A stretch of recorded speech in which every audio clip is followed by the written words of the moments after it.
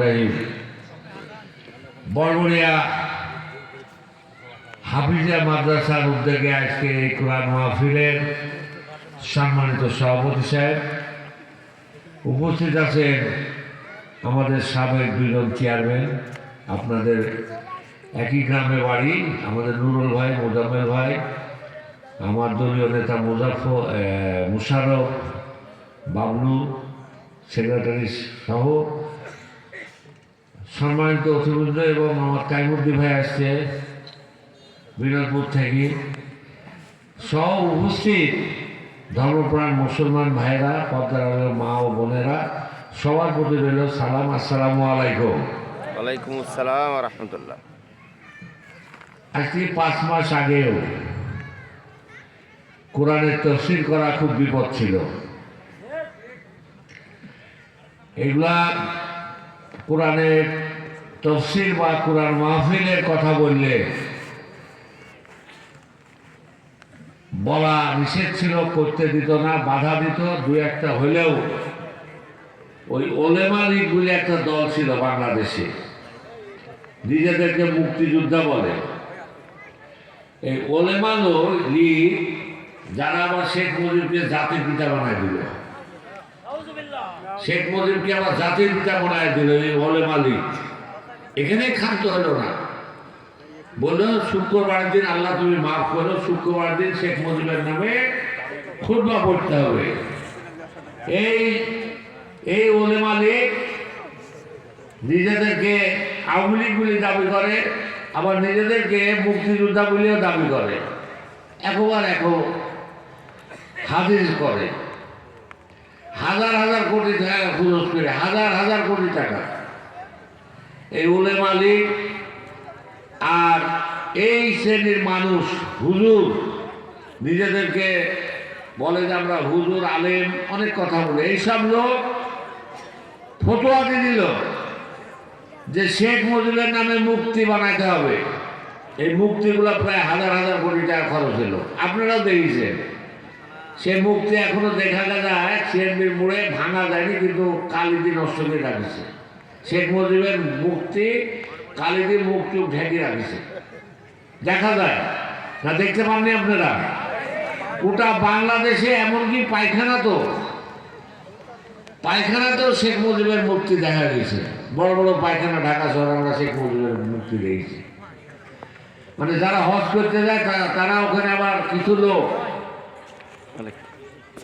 এক জায়গা কিন্তু ঘেলো মারে, শয়তানের কুমার, জানেন তো আপনারা? কোথায় ঘের মারে বলেন তো? হ্যাঁ, শয়তানকে। এখন শেখ মুজিবের ছবি আবার ওই আপনার ইয়াতেও আমরা দেখেছি যে পায়খানার থেকে সব জায়গা শেখ মুজিবের ছবি। দুঃখ হয়, কষ্ট হয়, এইসব আলেমরা এইসব ফতুয়া দিয়ে শেখ মুজিবের বহুত উপরে তুলেছে, জাতির পিতা বানায় দিছে। কিন্তু আমাদের ধর্ম, আমাদের ইসলাম, আমাদের মুসলমানদের জাতির পিতা ইব্রাহিম আলাইহিস সালাম, নাকি? ঠিক, ইব্রাহিম আলাইহিস সালাম আমাদের জাতির পিতা। ঠিক।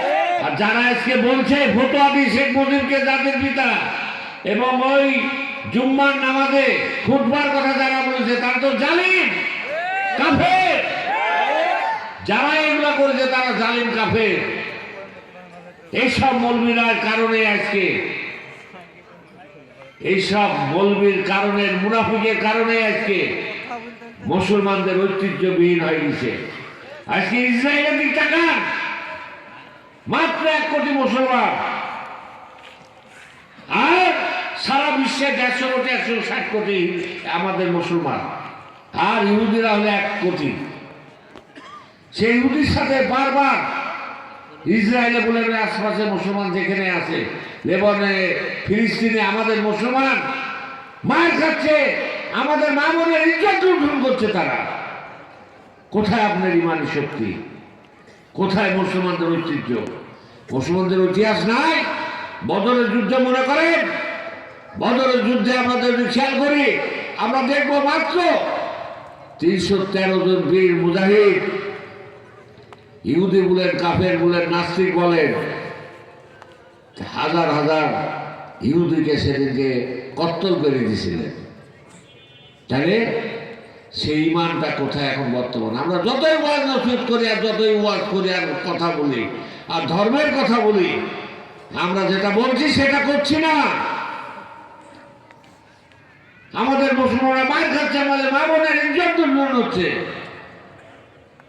সারা বিশ্বে সারা অস্তিত্ব, যেখানে মুসলমানের অস্তিত্বই, যেখানে মুসলমান একতা নাই আমাদের মধ্যে, যার কারণে আজকে ইসরায়েলে বলেন, ইসরায়েল আজকে ইহুদিরা আমাদেরকে আজকে লুণ্ঠন করছে, মারছে, ধরছে।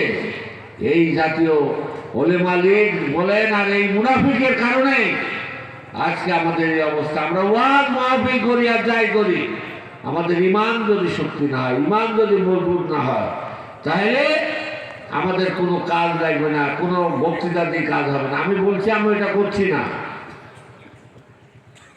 আমি 5 ওয়াক্ত নামাজ পড়ছি, আবার সুদও খাচ্ছি। আমি হজ করে আসি, আমার বেশি করে সুদ খাচ্ছি।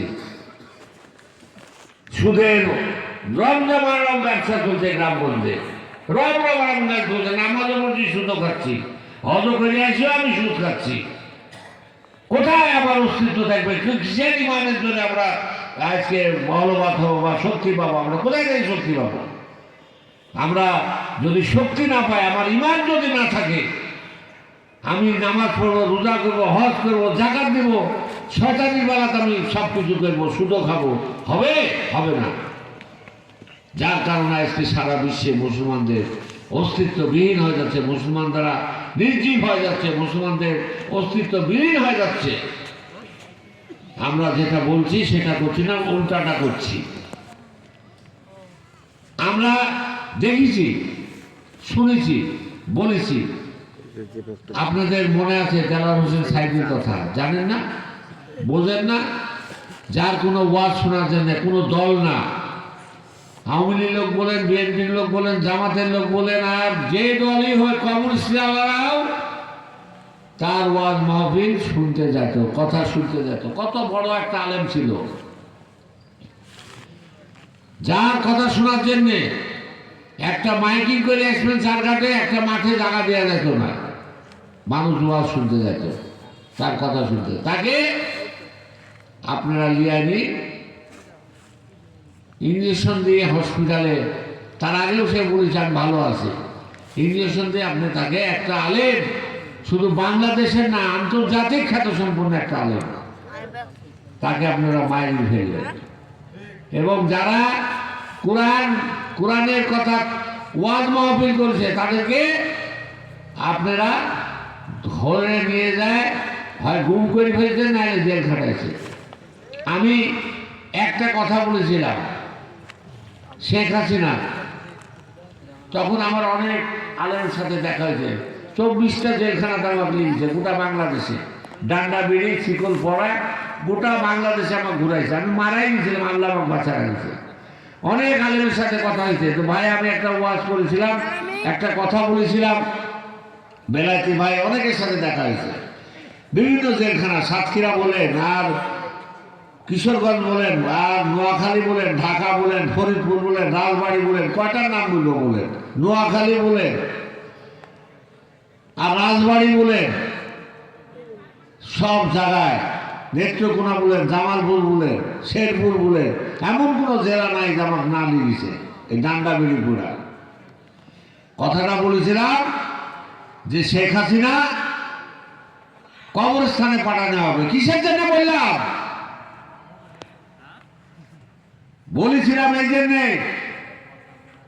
আল্লাহ তোমার মৃত্যুবরণ করতে হবে, তোমাকে মরতে হবে। তুমি আজকে আলেম ওলেমা সব সারা মানুষকে, তোমার বাপ 30,000 লোককে মারি ফেলেছে, তুমি যে কত মারিছো আল্লাহ জানে।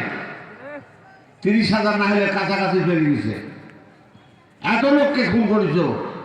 এবং তুমি খালেদা জিয়া ওই পদ্মার মধ্যে ছেড়ে দিতে চাও, তাই আমি পরিষ্কারভাবে বলেছিলাম, কোন আল্লাহর উপর ভরসা করি, কারোর উপর ভরসা নাই।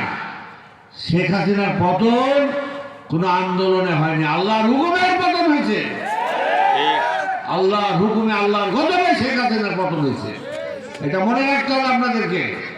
যে যত কথাই বলুক, আল্লাহ কোনো অত্যাচার জুলুমে পছন্দ করে না। কোনো ক্ষমতার অপব্যবহার করলে তার প্রতি আল্লাহ পছন্দ করবে না। যে কেন না হোক, আমি কেন না হোক, আরেকজন কেন না হোক, যে ক্ষমতার অপব্যবহার করবে তার কোনো ক্ষমা করবেন আল্লাহ। আল্লাহ তার ক্ষমা করবেন, তার ক্ষমতার অপব্যবহারে,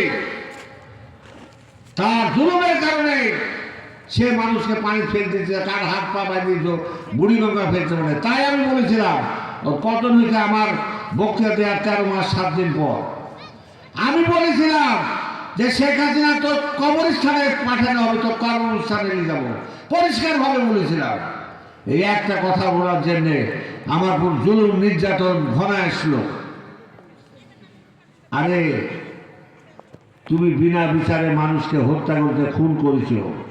তুমি বর্তমান যায় ভারতে যায় মোদির কোলে উঠে বসে আছো, মনে করছিলাম বাইচে যাব, বাঁচার কোনো সুযোগ নাই তোমার।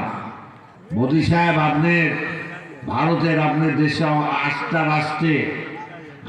রাষ্ট্রে আপনার বিদ্রোহী চলছে। আপনি শেখ হাসিনাকে কোলে করে রাখতে পারবেন না।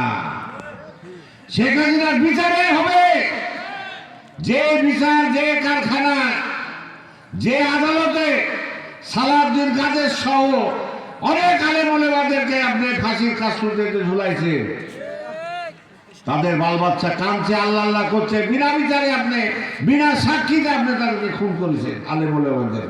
এদের গদর আপনার খুন করবে। আর আমরাও চাচ্ছি আপনার বিচারে এই ফাঁসির কাস্টতে মানুষের যেভাবে ধরেছেন, ফাঁসির কাস্টতে আপনাকে ধরে নেওয়া হবে ইনশাল্লাহ। আপনি রক্ষা পাবেন না শেখ হাসিনা, আপনি যেগুলো করেছেন আপনি রক্ষা পাবেন না। আমাদের দল থেকে তারেক রহমান সাহেব বলেন যে বিচারের মাধ্যমে, আদালতের মাধ্যমে ফয়সালা হোক। আমরাও চাই বিনা বিচারে, বিনা অপরাধে মানুষকে খুন ঘুম, মানুষ বাড়ির থেকে বাড়াইতে আগে কোনো নিরাপত্তা ছিল, আমাদের তো ছিলই না, মানুষের ছিল, সাধারণ একটা লোকেরও ছিল না, কি বিএনপি, কি জামাত, কি অন্যান্য দলের কারোই ছিল না। কথা বলা যায়নি, 2-1 দিন কথা বলতে যায়। এই কোরআনের তাফসীরে নজরুলগাছি একদিনকে বক্তৃতা দেওয়ার পর মতিউর রহমান নিজাম, মতিউর রহমান সাহেব, চুয়াডাঙ্গার এমপি সাহেব, তাকে ওয়াজ করতে দেবে না। কিছু মুক্তিযোদ্ধা এসে বলল, হ্যাঁ ওয়াজ বন্ধ করেন, কেন? কোরআনের কথা বলেছে, শেখ হাসিনার বিরুদ্ধে যাবে তো কোরআনের কথা বললে।